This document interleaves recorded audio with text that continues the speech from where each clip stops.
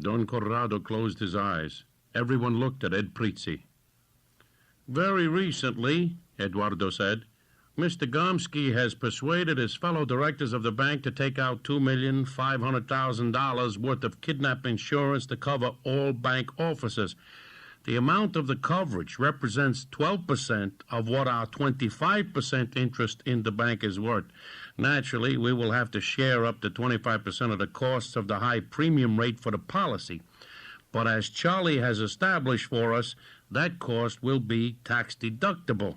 And the ransom money the bank will have to pay will also be deductible, so that, in the event that one of the officers of the bank is kidnapped, if Filagi were to be taken, for instance, the kidnappers themselves would get $2,500,000 net as ransom, and the insurance company would have to pay. Thank you, Eduardo, Don Corrado said. My father has a terrific plan here, Vincent said. We're going to put a $2.5 million price tag on him after we take him, and then we're going to leave a trail for the feds so that they could prove that Filagi organized the whole thing to have himself kidnapped so he could cheat the insurance company out of that kind of money. That ain't all my father figured out for Filagi, Vincent said. When Filagi's picked up for engineering his own kidnapping, our people in Italy and in Switzerland are going to put the pressure on the Papaveri, who were his partners, in buying the 75% of the bank from us, by telling them how much Filagi was stealing from them on the crooked foreign exchange deals. And they are going to squeeze their government to bring Filagi to trial in Rome, so that if he ever gets out of the joint in this country, he's going to face at least 25 years' time in some fucking Italian prison. It is a beautiful piece of work, or is all absolutely anybody could say, Charlie said humbly. Well, Angelo said, when you figure that we are going to be able to buy at least 50% of the bank back from the Italians after it hits the fan, it certainly is a beautiful piece of work. There's going to be points in this for you, Charlie, Vincent said. You come up with the gimmick that is going to cook these guys, eh? You're going to get 5% for this job. 5 points on $2.5 million is a nice score. How do you want me to handle it? Charlie asked deferentially. You're in charge. You pick your own people. We don't want to know. You run the show. We got the working side of the operation all worked out. You take Filagi on a Monday afternoon at his hotel, because Tuesday is a good news day.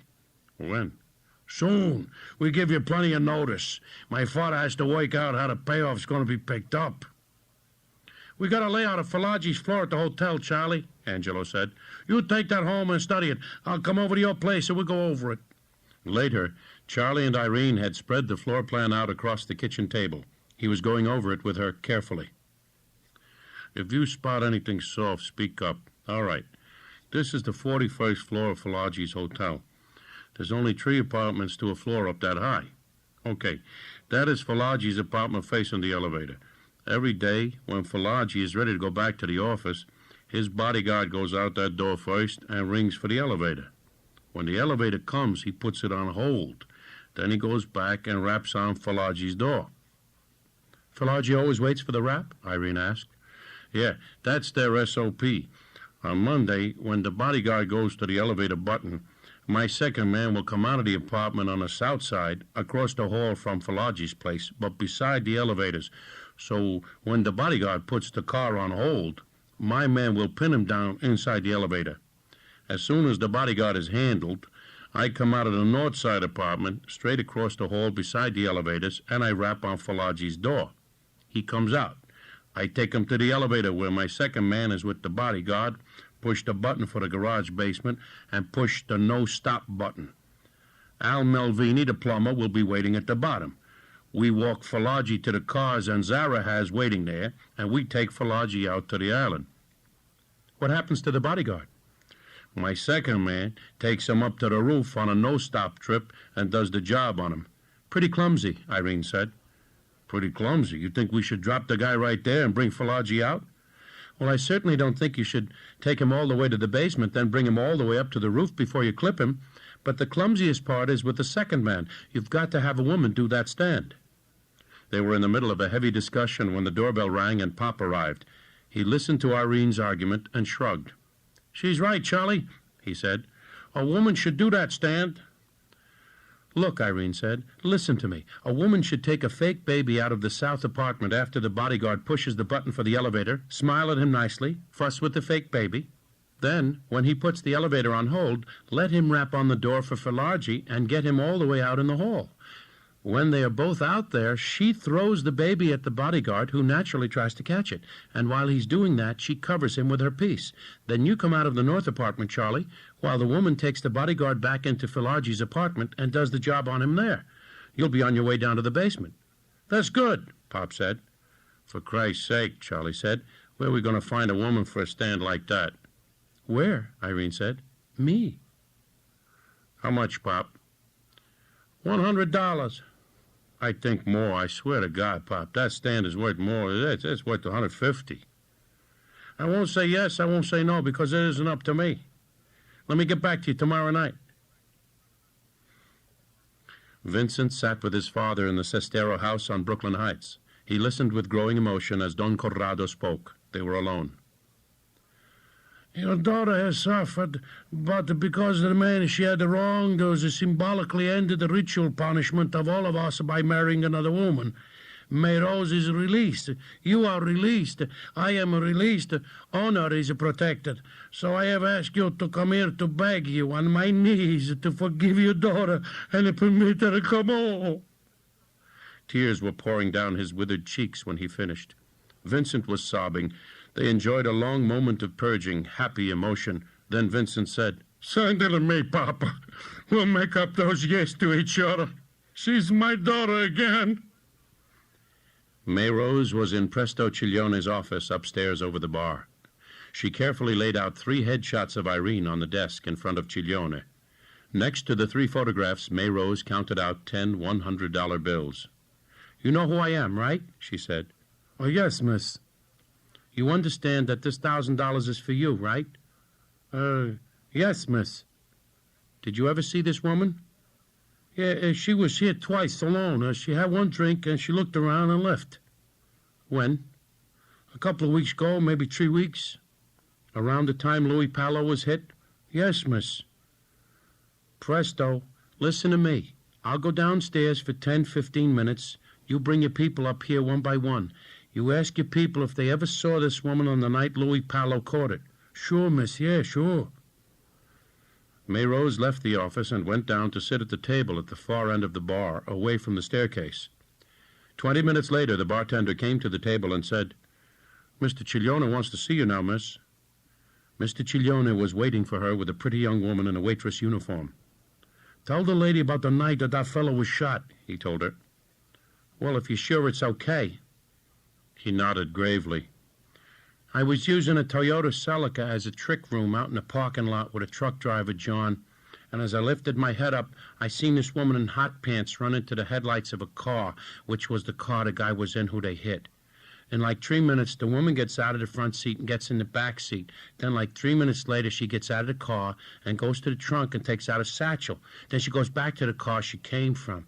I think it was the car she came from, and she drives away." "Did you look at the pictures carefully?" May Rose said. "That's her. That's the same broad." "Thanks." May Rose nodded to Mr. Ciglione. He took a roll of bills out of his pocket, peeled off 2 50s, and gave them to the girl. "Yeah, here, buy yourself a cigar, honey, eh?" he said. The Prizzis had rented the north side apartment on the 41st floor of Filargi's hotel in devious ways, 8 days before the Monday on which Filargi was to be taken. Angelo Partana sent matinee theater tickets and a luncheon invitation for 2 at one of the city's heaviest restaurants as the grand prize of a community contest that the woman tenant of the south apartment couldn't remember entering, but which she was delighted to have won. Monday came. Irene moved as coolly as always. She inflated the rubber doll and wrapped it in the swaddling that she had carried under her coat. She took her place in the south apartment. Charlie waited behind his north door. On schedule, at 3 minutes after 2, the bodyguard came out of the east apartment. He pressed the elevator bell. Within 90 seconds, the elevator door opened, and the bodyguard stepped into it to push the hold button. He left the open car and crossed the hallway to the door of Filargi's apartment and knocked. The door opened immediately. Filargi, a man of about 63, appeared. As soon as the spring lock of the door closed behind him, Irene opened her door and, carrying the baby, stepped out into the hall. Both the bodyguard and Filagi half turned to look at her. Irene was about 3 feet from the bodyguard, her purse open behind the baby so she could grab her piece, when she said, "Catch!" and tossed the baby at the bodyguard. The bodyguard sidestepped the baby and let it fall to the floor. He went for his gun. Irene pulled her piece out of her purse. Charlie came out of the north apartment, gun in hand. The second elevator door opened directly beside Irene and the bodyguard as they pulled the guns. A woman in her middle 50s started to come out of the elevator car just as Irene shot the bodyguard. The woman said distinctly, staring at Irene, "I must have the wrong floor." Irene shot her in the face. The doors of the second elevator began to close. Irene leaped forward to stop them. Charlie sprinted in behind Filagi and jammed the piece to his back and slammed him up against the mail chute between the two elevators while Irene went in, punched the hold button, then dragged the woman's body out of the car by the feet. When the body was out, Irene released the hold button and pressed G to send the elevator back to the lobby. Charlie manhandled Filagi, grabbing him by the upper arm and pushing him toward the bodies. "Come on," he said. "We got to move this shit out of here." Filagi, pale with shock, watched Charlie take the bodyguard under his arms and drag him across the threshold of the south apartment, telling Filagi to bring in the woman. "I can't," Filagi said. "I don't have the strength." "Take one arm," Irene said. "I'll take the other." Together they dragged the woman's body into the south apartment. They got into the elevator. Irene looked at Charlie. "He let the baby hit the floor. Suppose it had been a real baby. It could be dead, the son of a bitch," she said. "What are you doing?" Filagi said. "What are you doing to me? What are you going to do to me?" "Listen to me," Charlie said. "You're going with us. When we get down to the garage, you're going to lay down on the floor in the back of the car. That's all you got to know." "You are kidnapping me," Filagi said. "Are you crazy?"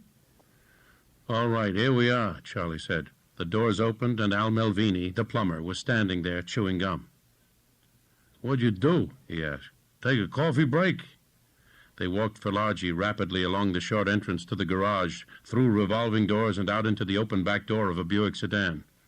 "Get in front, Irene," Charlie said. He and the plumber pushed Filagi into the back seat, got in, and shut the doors. Filagi lay on his back on the floor. The plumber saturated a handkerchief with chloroform. He pressed the handkerchief over Filagi's face. Filagi struggled weakly, then Melvini covered him with a blanket.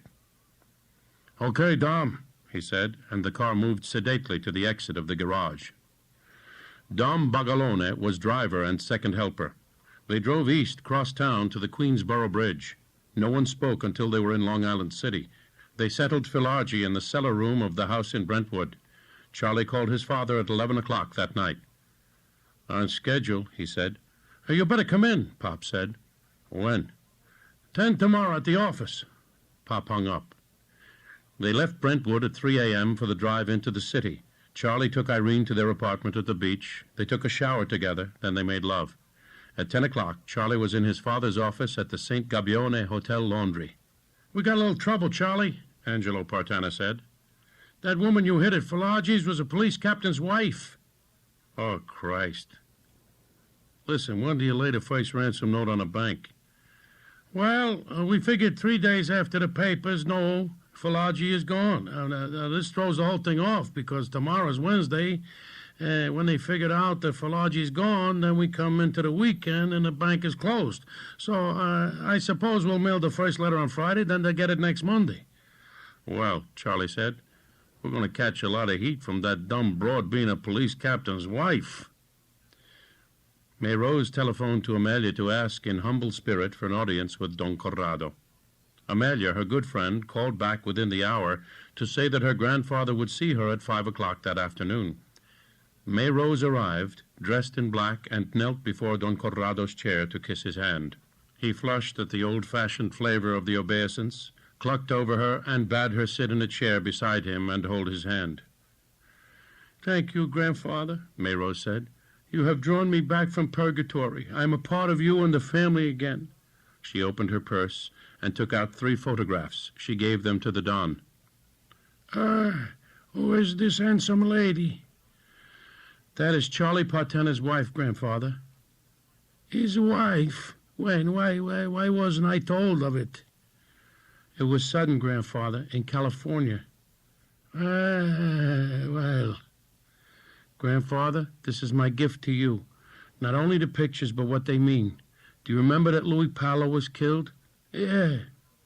He was shot in a car in the parking lot of Presto Ciglione's place outside of Las Vegas. I remember. I took the pictures to Ciglione, a respectful man. I laid them down under his eyes, and I asked him to show them to the people who worked for him, who were there the night Louis caught it. There was a girl who had been out in one of the cars in the parking lot, and she said she saw the woman in these pictures get out of a car and walk to the car where Louis was hit. Then after a few minutes, there was like a pop, and she got out of Louis' car and opened the trunk and took out a satchel, then went to her own car and drove away. Hey, this is the woman who married Charlie? Yes, Grandfather. This is serious, very serious talk, granddaughter. What do you want me to do? She did the job on Louis. She stole the family's money. She dishonored us, so she must pay. Isn't that right? He gazed at her with admiration. You are like me, he said with affection that can come from any mirror. We forgive nothing. On the day after Mayrose had been to see Corrado Prizzi, Mayrose called Irene and said that Corrado Prizzi would like to see her at 5 o'clock that afternoon. It was 2 o'clock. Irene was vacuuming.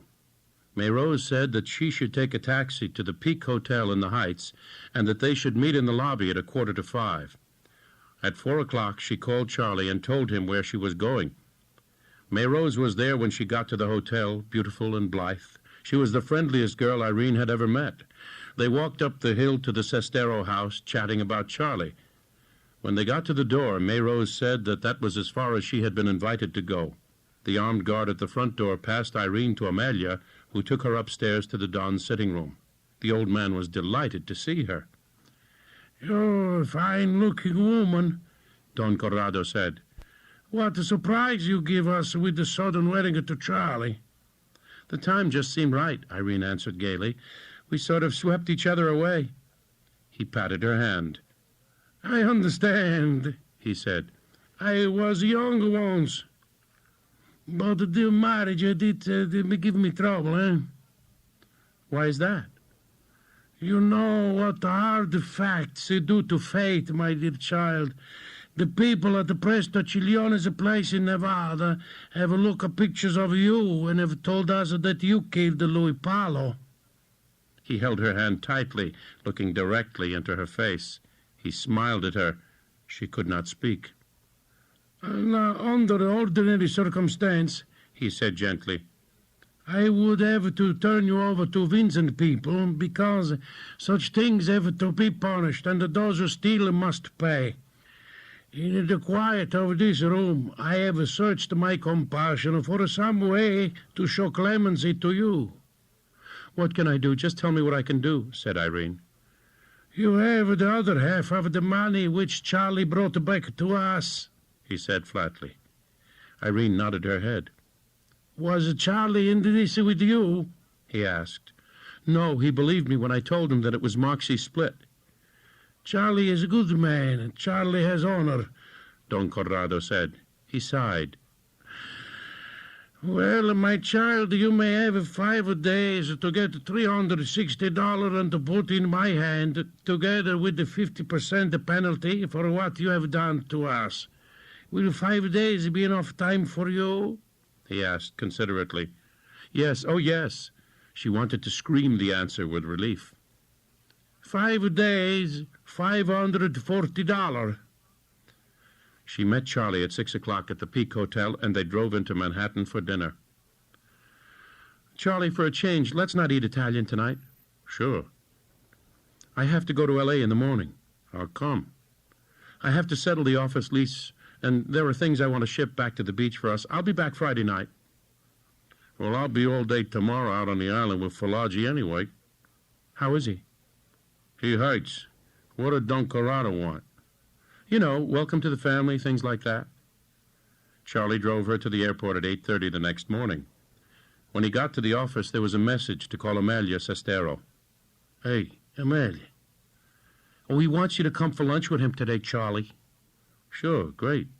Charlie had the feeling it wouldn't be great. He likes a late lunch at 2 o'clock, okay? Sure, that's great. Fine, Amelia. Irene took a taxi from the L.A. airport to the Beverly Wilshire Hotel. She walked from the hotel to her office, where she checked the answering machine for calls, but there was nothing. She got a briefcase out of the closet.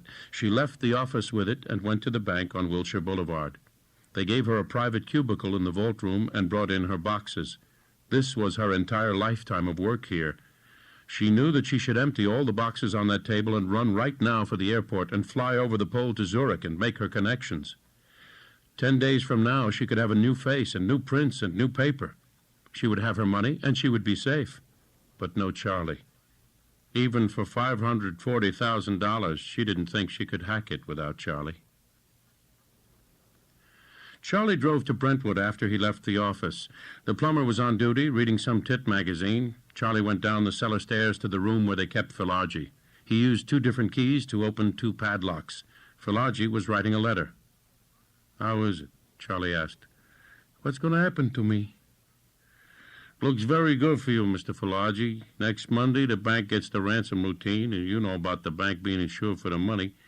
They make the payoff, we turn you loose. That's the whole bit." "When?" "Maybe 2-3 weeks. Later, Charlie drove to Brooklyn Heights and parked illegally around the corner from the Sestero house and rang Corrado Prizzi's doorbell. Don Corrado was known as the heaviest fork in the history of the Fratellanza on the eastern seaboard. He greeted Charlie in an abrupt and preoccupied way, because his mind was entirely on the meal to come, then led him to the trough. "Charlie, you tell me how happened that you have to hit a cop wife on the job." "Padrino, you never seen anything like it. The broad pushed the wrong elevator button. The door opens the minute the second man shoots the bodyguard. The woman standing right there. She makes all of us. She had to go." I know it had to be something like that, but it's making a real storm, Eduardo tell me. The whole police department go crazy because you hit that woman." "How come? Why?" "Charlie, you don't hear me. This was not only policeman's wife. He was the wife of the captain. He runs the organized crime squad. And when they finally figure out that Filagi was taken, they're going to make it into a family operation. And God knows how much problem it become." As Charlie ate, he pondered his mortality. He decided that when he delivered the Filagi contract to Don Corrado, and while the old man was in high spirits because of the $70 million he was now going to make by getting back the bank at 10 cents on the dollar, he would shut himself off from the muscle work, with all the odds it offered against his length of lifespan, and ask the Don for the family's national sports book out of Vegas, Miami, Atlantic City, Dallas, New York, and L.A., turn in the $50 million a year net to the Prizzis, and take his steady end of $5 million a year and let the other guy knock himself out. After the lunch, the 2 men settled down in the Morris chairs in Don Corrado's sitting room. They drank coffee and smoked large Maduro Mexican cigars. Don Corrado said, "Never once in your life, Charlie, have you been less than my favorite of all of the family." He leaned forward to touch Charlie's knee lightly to emphasize their intimacy. "Vincent is a sick man. We are going to move Vincent out to Vegas. The 3 hotels can use one central advisor who has the authority Vincent would bring to that job. We got to form up a fixed odds line on the sports for the whole country without to bother the Justice Department too much. You wonder why I tell you all of this, Charlie?" the Don asked, smiling. "Yeah." "Because you are going to take over Vincent's job here." Charlie blinked. "That's right," the Don said, popping a blue-black grape into his mouth. "You are going to run everything. You are going to be boss." "Me?" Charlie said. "You and me and your father, we work out a deal on how many points you are going to get." "I am speechless, Padrino," Charlie said to the Don. "This is an honor and a privilege beyond my dreams. How can I show my gratitude? How can I thank you?" Don Corrado's little eyes brimmed with tears. He took a brilliantly white handkerchief out and dabbed at his tiny, sunken eyes. "This is an even greater day for me than it is for you, Charlie. he said with a trembling voice. To be allowed to witness the son of my oldest and dearest friend in the world assume the duties of my own son fills me with joy and emotion. When will this begin, Padrino? Charlie had cold foreboding. Irene's scam in Vegas filled his mind. Was it possible that Don Corrado would ever forgive or forget the loss of any amount of money through betrayal and theft? And this was a great big bundle of money. For the time being, it must be our secret. You must not even tell your father.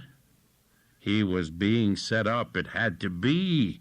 A jolting stab of certainty that he was being set up socked itself into Charlie. Vincent will be ready to move out when the Filagi thing is all settled. Not long. About 3 weeks before, we can collect the payoff, and you can let Filagi go, so that he can go to the police and suddenly find himself in prison. On the day Filagi is arraigned for trial, Vincent will move out of the laundry, and you will move in. Angelo Partana had a call from Lieutenant Handley, bagman for the chief inspector's office, who wanted a quick meet. Certainly, Davy, Angelo said. Whatever you say. They made a date at the usual place, an Irish restaurant near Prospect Park, for the next day. When Angelo got there, with Charlie as his listener, Handley had brought along a police captain named Keeley. Keeley had the rank, but Handley ran the meeting. I don't know if you guys kept up with it, Handley said, but it was hard to miss. The murder of Captain Calhoun's wife. Yeah, I seen that, Angelo said. Well, it shook us up, Angelo. Believe me now, we see it the same way you would see it. See, it's a family loss, and the whole department feels it. And we got to do something about it. Respect, has got to be paid.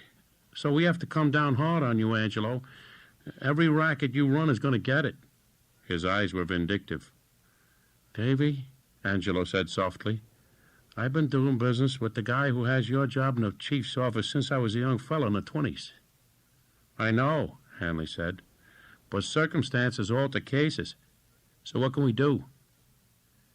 If you take our money, Angelo told him, you let us alone.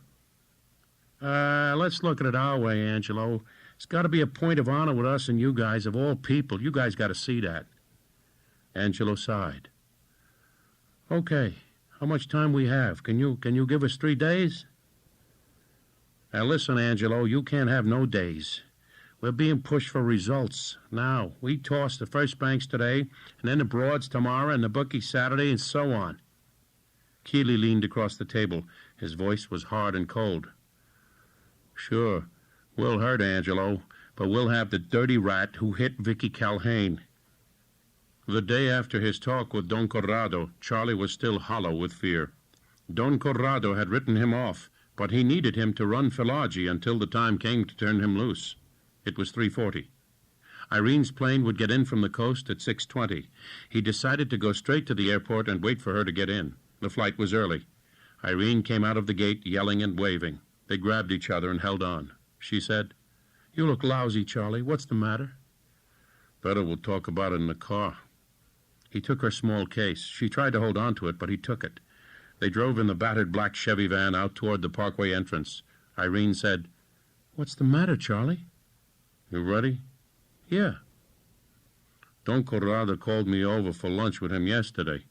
After lunch, he says to me how sick Vincent is and how they're going to move him out to Vegas to take care of the action at the 3 hotels, and that I'm going to take over Vincent's job and Vincent's points. Charlie, that is terrific. Yeah?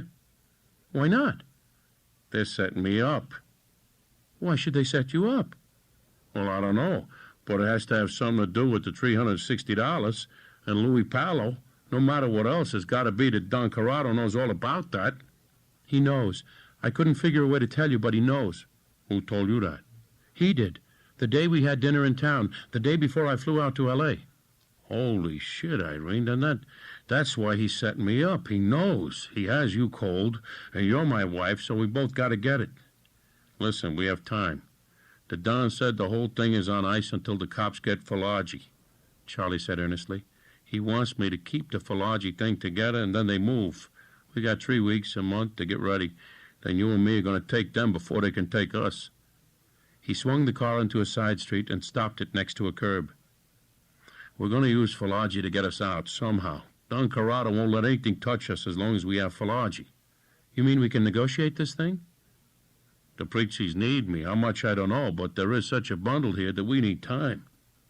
"You don't know, Charlie. You never asked me how much that old fuck decided to charge me for scamming him." "What do you mean?" "He gave me a choice of being hit or tearing $540 out of my safe deposit box. I have it right here, and I'm supposed to hand it to him." "But how come 540? Charlie asked. "Prizzi wants his 360 plus a 50% penalty." "Irene, listen, fuck the Prizzis. There's only one thing we could do," Charlie said. "We got to talk to my father." Angelo Partana's bland face broke its lifetime pattern and showed them anger. When Charlie finished with his report on Don Corrado setting him up, Angelo stood up abruptly, walked out to the terrace, shut the door, and stayed there for almost 10 minutes, staring out across the bay. When he came back, he was his old self. "There's nothing to get hot about," he said. "It's just business." "What are we going to do?" Irene asked. "You had it coming. There's no way out of that," Angelo said to Irene. "Whacking Louis Paolo was bad enough, but robbing the Prizzis at $360. He held up both hands. "Nobody could hold still for that, Irene." "Pop, Irene and me, we've been over that. We know all of that, so what are we supposed to do now?" "All right, the absolutely first thing is that she's got to give back the money." "All right, I already got that straight in my head," Irene said. "Then what?"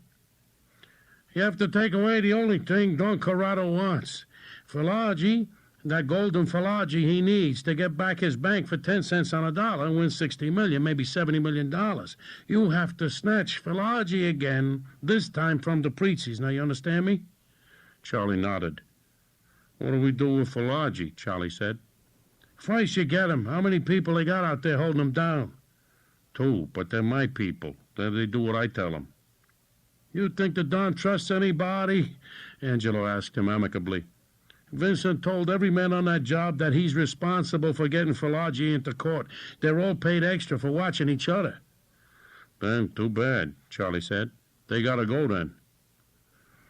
"What do we do with Falagi when we have him someplace else?" Irene asked Pop. "You negotiate. You send a letter to the Don saying that you got Falagi and that you want to talk, but only through an acceptable third party. Corrado will ask me who the third party should be, and I will tell him that I am the best man for the job because you aren't going to trust anybody else." "Then we have to trust you," Irene said. "Yeah," Angelo said, smiling broadly at her. "That's right. Falagi's worth 60, 70 million to the Prizzis, plus total control of what is maybe, about the 18th biggest bank in the United States. What are you next to that? Nothing. How can they turn you down?" Angelo said blandly, spreading his open-palmed hands out in front of him. "If they turn you down, Falagi goes in to testify against them, and not only will they never survive the prison terms they get, but it will be the end of the Prizzi family." After he had straightened out some basketball betting patterns for the following week, Angelo called Davy Hanley at the chief inspector's office. Angelo said, Look, I got a lead on that Calhoun hit now. It ain't concrete, but this much I know. If you guys can double your pressure on every joint operating in the 5 boroughs, I think it's possible somebody might be able to give you the hitter." "Let me talk it over with my people. You got to be operating on information, and you never had bad information. My people can go on the shorts if that will turn up the prick who shot that fine woman." It could speed up things for all of us, Davy." All police leaves were canceled. The heat was heaviest on the Prizzis. The police had quickly made the connection between Falagi and the family's bank, which had been sold to Falagi's group, and Hanley tipped Angelo off, saying that every Prizzi phone had been bugged. The police weren't only tossing people in Brooklyn, they were just as firm about it in New York and the Bronx. After 8 days of being hassled, the Bocca family called a meeting of the 5 New York families. The bosses attended with their consiglieri. The meeting was opened by Quarico Bocca. "And they're not kidding around," he said. "They're costing us all the money, and they're going to keep leaning on us until we give it them whoever hit the cop wife. All I know is one thing here. The cops keep telling my people that the guy who was a snatch the day that broad got it also did a big business with the Prizzi family, which everybody knows about anyway, including the Prizzis. Now, look, I want to make this a nice, short meeting. I want to put it to a vote that Vincent Prizzi and his consigliere take a break and talk it over, and then when they come back in the meeting and tell us what they're going to do about it. All right, PC? Okay, I'll tell you what. You raise your hand if you're in favor. He sat down. Hold the hands. We don't need no hands yet, Vincent said, getting to his feet. Angelo and me are going home now. We ain't going outside to have no meeting. Who do you think you're talking to? I'm Vincent Prizzi. We don't like it. Well, you ain't going to tell us how we run our business, whatever it is. And I ain't saying that what you're talking about is a part of it. We're going to decide what can be done, and if something can be done, then we're going to do it. And anybody here don't like it, you just come and get us, because we ain't taking no shit from no outsiders about family business. He stood up. Angelo Partana rose with him. They moved out of the meeting room slowly and quietly. They rode back to Brooklyn in Angelo's little Dodge. Boca has done so much time that he gets a little hysterical, Angelo said. They drove in silence through Queens and into Brooklyn. I was thinking about what my father would do, Vincent said. You know how he is about the family honor. Well, that's how he sees what the police are going through, so we got to deliver. What I'm saying is that Ed can talk to them.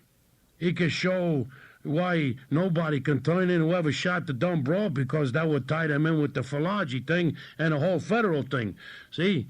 So Ed could say that we delivered a body of whoever made the hit in any shape or manner or form that they say, and with a complete signed confession shoved down his throat on delivery. When we give back Falagi, he will make the ID. The television people would take it from there. The papers would take it from there. See, they will cooperate on the angle of how the cops shot it out with this prick who hit the broad, and how they got a confession, then how he escapes and they had to gun him down. That could work. That is neat and tidy, Angelo said.